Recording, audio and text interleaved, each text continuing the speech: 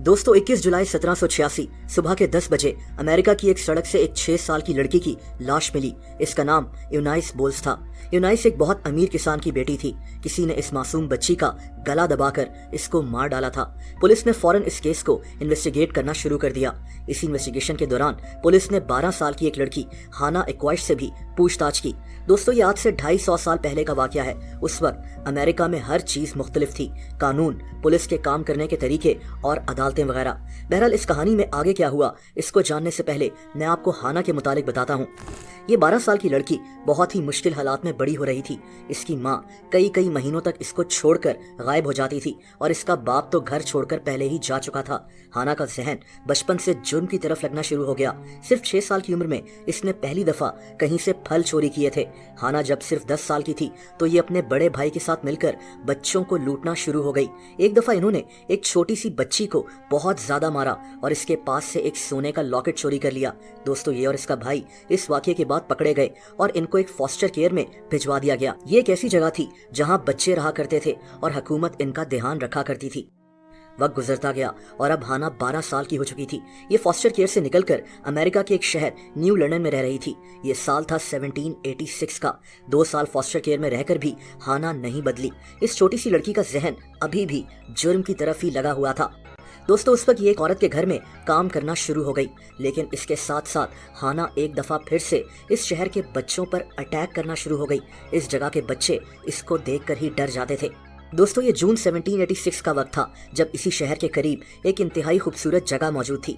यहाँ खेतों के पास बच्चे खेल रहे थे। इन बच्चों के पास बास्केट्स थीं जिनमें ये स्ट्रॉबेरीज भर रहे थे। इन्हीं में से एक बच्ची 6 साल की यूनाइस बोल्स थी। इसने भी अपनी बास्केट में स्ट्रॉबेरीज भरी, लेकिन हाना ने इसकी स्ट्रॉबेरीज अपनी बास्केट में डाल ली। यूनाइस ने रोना शुरू कर दिया और हाना को आसपास के लोग डांटना शुरू हो गए।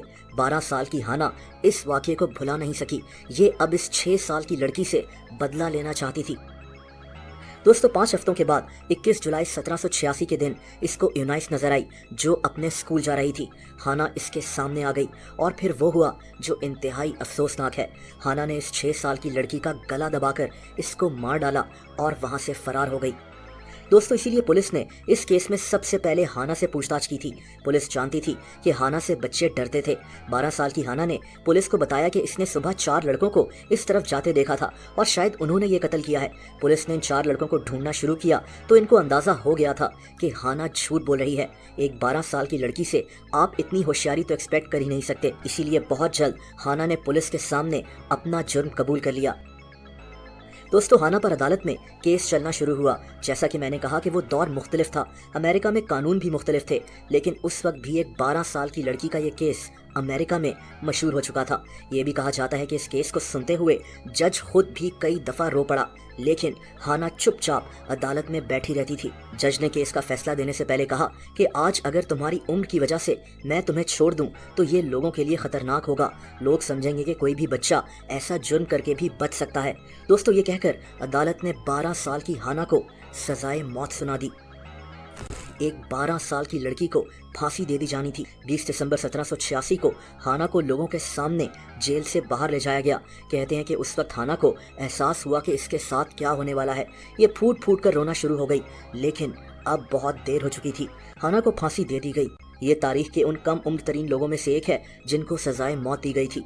हाना एक्वाइश के इस केस पर आज भी बात की जाती है।